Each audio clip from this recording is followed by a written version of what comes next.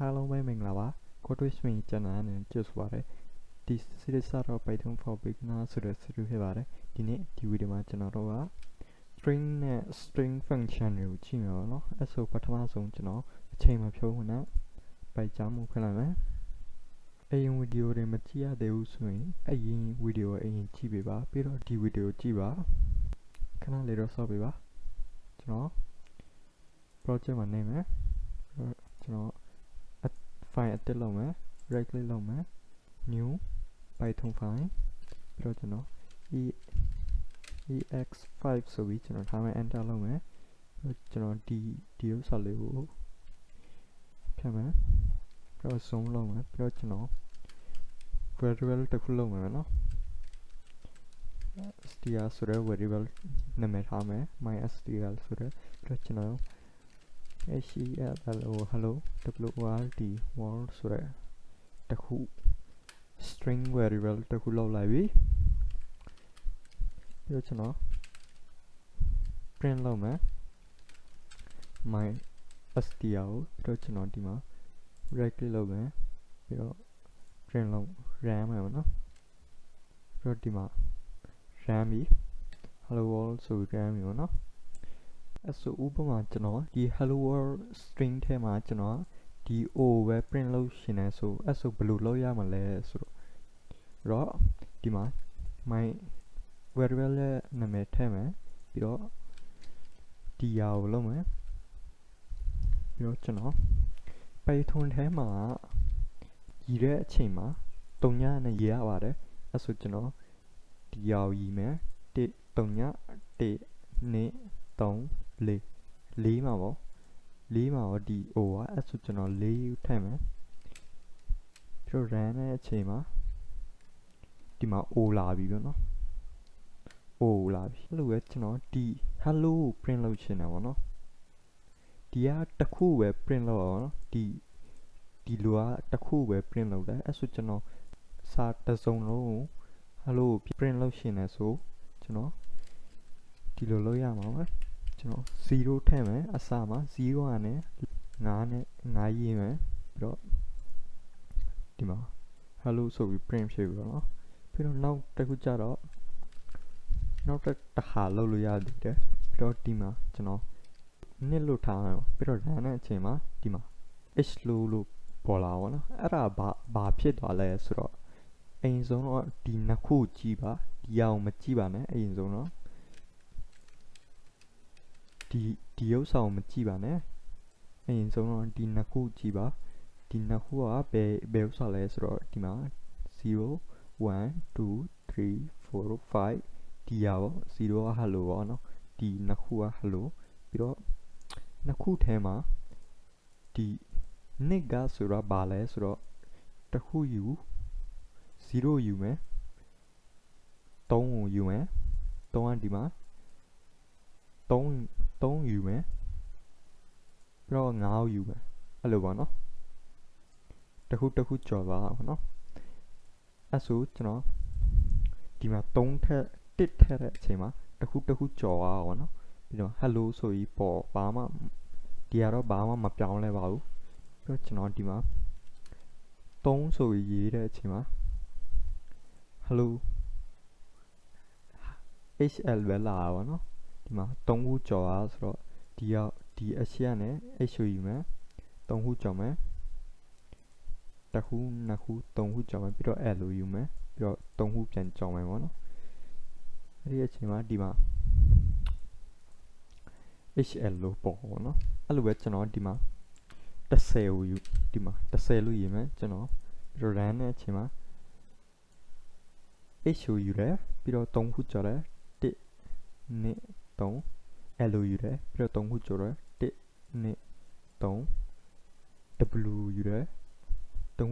ခုကြော်တယ်1 2 1 2 3ပြီးတော့အကုန်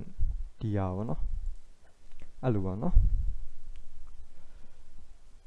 ပြီးတော့နောက်တစ်ခုကျတော့ကျွန်တော်ဒီကို comment လုပ်လိုက်မယ်ပြီးတော့နောက်တစ်ခုကျတော့ print လုပ်မယ်ဥပမာကျွန်တော်ဒီစာကို ဒီစာကိုကျွန်တော်ပြောင်းပြန်ရေးချင်တာပေါ့နော်ပြောင်းပြန်ရေးချင်တဲ့အချိန်မှာအဲ့လိုပဲကျွန်တော်ပြန် dot လုပ်မယ် my string လုပ်မယ်ပြီးတော့ဒီဟာထည့်မယ်ပြီးတော့0မထည့်လဲသူက0မထည့်လဲဘာမှမထည့်လဲသူကဒီဟာကိုသူက0ဆိုပြီးမှတ်ပါတော့ပြီးတော့ကျွန်တော်ဒီမှာ minus 2ထည့်မယ်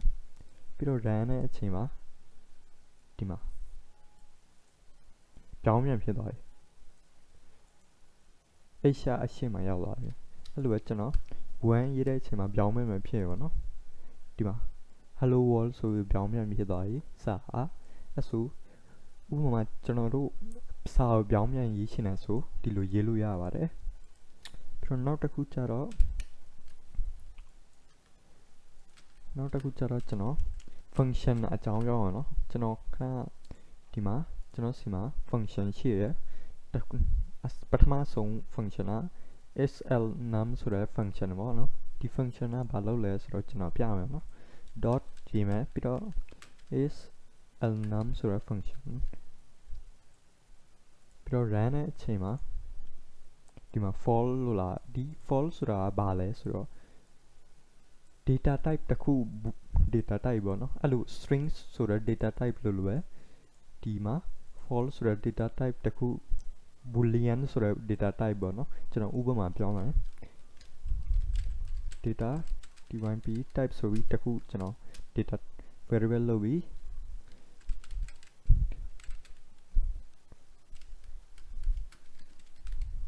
true ဆိုတာရေးမယ်ဒီက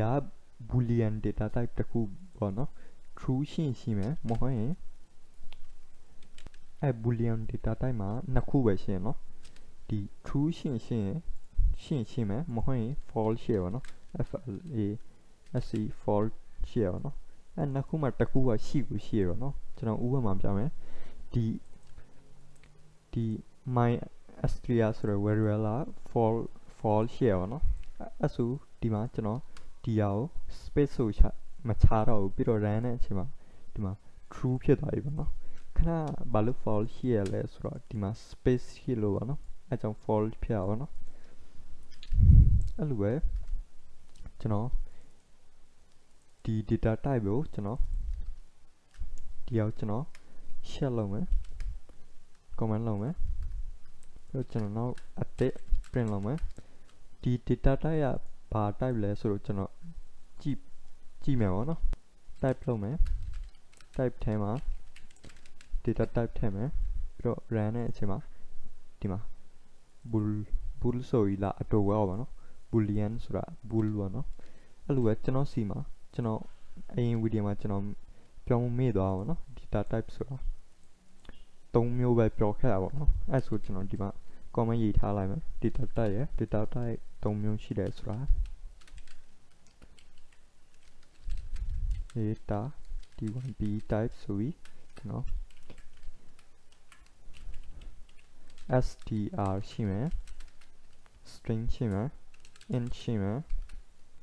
float ရှိမယ် float float ရှိမယ် boolean ရှိမယ် bool ဆိုပြီးကျွန်တော်တိုကောက်ရေးမယ်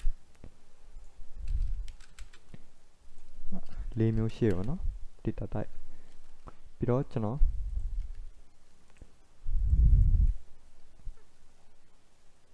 ဒီအောင်ကျွန်တော် comment လုပ်လိုက်မယ်ပြီးတော့ကျွန်တော်ပြန် print လုပ်မယ်နော်ပြီးတော့နောက်တစ်ခု function ကိုကြည့်မယ်နော် print လုပ်မယ် mystr ပြီးတော့နောက်တစ်ခု function က dot လုပ်မယ် is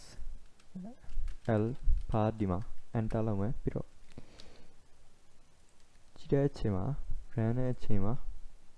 fall ပေါ့နော်ဒီကလည်း boolean ပေါ့နော်ဒီမှာကျွန်တော် space မထားတဲ့အချိန်မှာ true ဖြစ်ပါတော့အဲ့လိုပဲဒီကနဲ့နည်းနည်းတူပဲပေါ့နော်ဒီ function လားနောက်တစ်ခုကြတော့ကျွန်တော်စီမှာနောက်တစ်ခု function ကြတော့ကျွန်တော်ပြမယ် print လုပ်မယ် mystr dot and with ဆိုပြီး wall ဆိုပြီးကျွန်တော်ထည့်မယ် word wall ဆိုပြီးထားမယ်ထည့်တဲ့အချိန်မှာဒီမှာ man ပေါ့နော် true ဆိုတာ man ပေါ့နော်ဟုတ်တယ် man ဒီမှာ and မှာနောက်ဆုံးမှာ world ဆိုတာနဲ့ and ဖြစ်ပါနော်စုံနေပါနော်အဲ့ဆို man နဲ့ကျွန်တော်ဒီမှာ w အသေးထည့်တဲ့အချိန်မှာဒီမှာ fall လာမှာဒီကမမှန်တော့ဘောနော်ဒီ variable ထဲမှာ string တစ်ခုရှိတယ်အဲ့ string ကနောက်ဆုံးမှာ world ဆိုတဲ့စာနဲ့ and ဖြစ်တယ်လို့သူကဒီ code က run တာပေါ့နော် run တဲ့အချိန်မှာဒီမှာသူကမတူရင် false ပြတယ်တူရင် true ပြအောင်နော်ကျွန်တော်ပြန်ရတဲ့အချိန်မှာဒီမှာ true ပြပြီဒီ function တစ်ခုရှိရမှာနော် and with ဆိုတော့ဆိုတာနောက်တစ်ခု function ကကျွန်တော်ပြမယ် print လုပ်မယ် mystr c count ဆိုတာရည်တာပေါ့နော်ရည်တာဆိုကျွန်တော်ဘာကို count လုပ်မယ်လဲဆိုတော့ကျွန်တော် l ကို count လုပ်မယ် l ဘယ်နှခုရှိပြီဆိုရှိလဲဆိုတာကျွန်တော်ကြည့်မယ်ပေါ့ကြည့်တဲ့အချိန်မှာကျွန်တော်ဒီမှာ l လို့ရေးမယ်ပြီးတော့ run တဲ့အချိန်မှာ l က3ခုရှိရပါတော့ဒီမှာတစ်ခုနောက်ခု3ခု run တဲ့အချိန်မှာ3ပေါ်မှာဒီမှာ3ပေါ်ဒီမှာ3ပေါ်ရနော်အဲ့ဆိုဒီ function ကဘာလုပ်လဲဆိုတော့ count ဆိုပြီးတစ်ခုခုစာဘယ်နှခုရှိလဲ l ဘယ်နှခုရှိလဲဆိုစာဘယ်နှခုရှိလဲဆိုတော့သူကပြတာပါနော်အဲ့လိုပဲကျွန်တော်ဆိုနောက်တစ်ခု function ရှိရယ်ကျွန်တော်ဥပမာ print လုပ်ပြီးပြမယ် mystr.find ဆိုတဲ့ function ပြီးတော့ကျွန်တော်ဘာကို find လုပ်မယ်လဲဆိုတော့ w find လုပ်မယ်နော် w find လုပ်မယ်ပြီးတော့ run တဲ့အချိန်မှာ6ပြအောင်နော်ဒီမှာ0 1 2 3 4 5 6မှာနော် w ကအဲကြောင့်6လို့ပြရအောင်နော်ဒီမှာ6လို့ပြရအောင်နော်ပြီးတော့နောက်တစ်ခု function က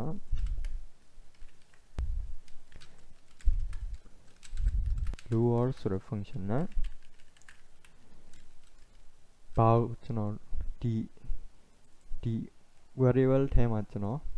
ဒီ variable ကိုကျွန်တော်ဒီကဖြတ်ပြီးအောက်မှာရေးမယ်နော်ဒီမှာမမြင်ရမှာဆိုလို့ကျွန်တော်အောက်မှာရေးမယ်ပြီးတော့ဒီ variable ထဲမှာဒီ variable ကိုကျွန်တော်တို့ lower နဲ့ရေးမယ်ဆိုရင်ဒီ lower ဆိုတဲ့ function တောင်းအောင်နော်အဲ့ဆိုကျွန်တော် run နဲ့အချိန်မှာဒီမှာ hello world အသေးနဲ့ရေးသွားပြီပေါ့နော်အစအကြီးနဲ့အခုအသေးနဲ့ရေးလိုက်ပြီအဲ့လိုပဲကျွန်တော်စီမှာ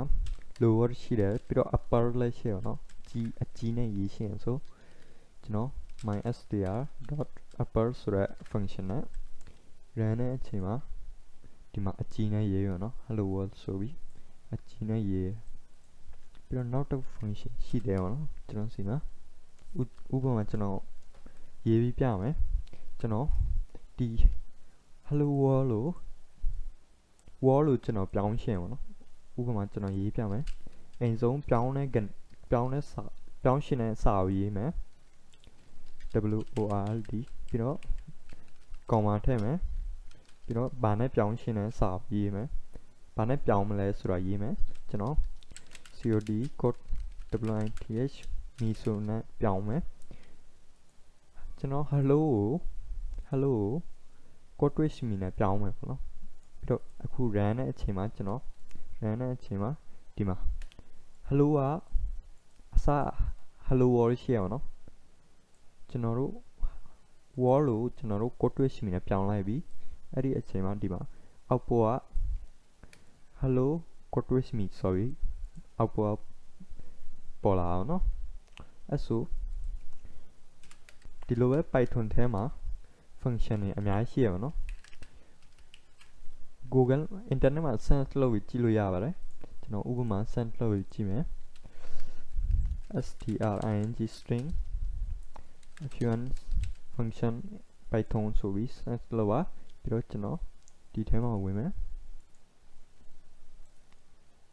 ကျွန်တော်ဒီမှာကြည့်မယ်နော်ဒီမှာရှိရ format ဆိုတဲ့ function ရှိတယ်အများကြီးရှိရအဲ့ဒါတွေတုံးလို့ရပါတယ်တုံးကြည့်လို့ရပါတယ်စမ်းပြီးတစ်ခုတုံးပြမယ်နော်ကျွန်တော်ဥပမာဒီ land ဆိုတဲ့ဥစ္စာတုံးပြမယ်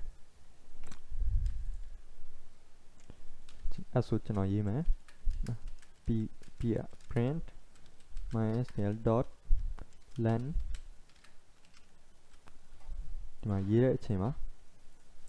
len ဆိုတာ function ကဘာလုပ်လဲဆိုတော့